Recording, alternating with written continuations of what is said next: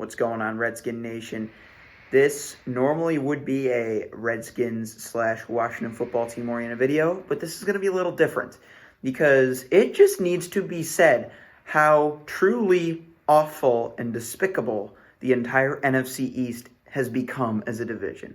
Let's get into it. This division is a combined, wait for it, 2-12. Yeah. Oh, wait, no. 2-11-1. Wow. So much better.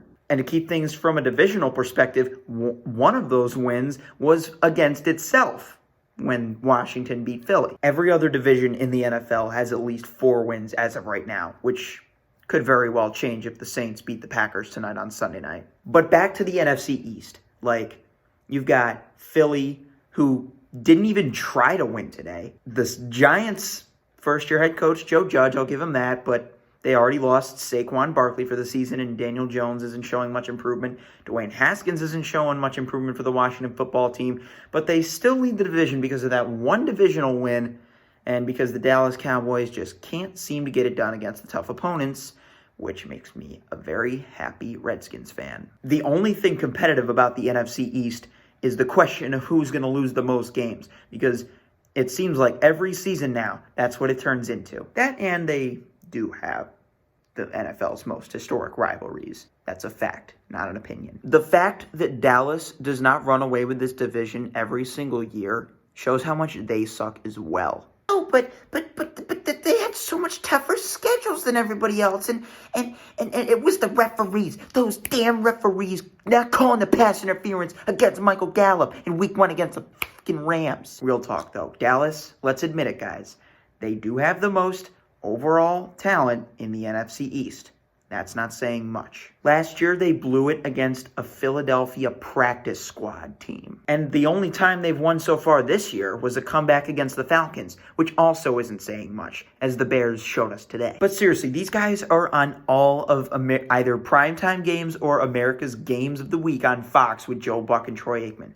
Swear to God, you got it? Cowboys, just hire Joe Buck and Troy Aikman to be your personal TV/radio announcer, because there is no point in having a team announcer when those guys are literally announcing every one of your games. Granted, those games are good. The America's Games of the Week usually live up to their hype, but Dallas, time and time again, as we saw today, they had gifted penalties from Seattle, and even that dropped interception thrown by Dak Prescott that magically wound up in Gallup's hands, they still couldn't take advantage of that. So, Dallas, you suck. And I swear to God, if any of you Dallas fans come on here, you was stupid Washington football team fan trying to tell us we suck, and you wouldn't stand a chance against us. Bro, I already acknowledged that we suck, okay? There's no winners in this situation. Not you. Not us. The NFC East, there is no winners ultimately. Whoever wins the division isn't winning anything. And when they do, it's very short-lived, as we saw with the Giants the last 2 times they won the Super Bowl, and the Eagles the time they won the Super Bowl. What did those teams do after they won the Super Bowl before returning to success at least a half decade later? Hopefully that doesn't happen with Philly, but you get the point. The NFC East is no longer a dynasty. And this season doesn't show any signs of change. So Dallas, Philly, New York, both Jets and Giants, and Washington, might as well just fire up the popcorn already. It's going to be a long season, guys.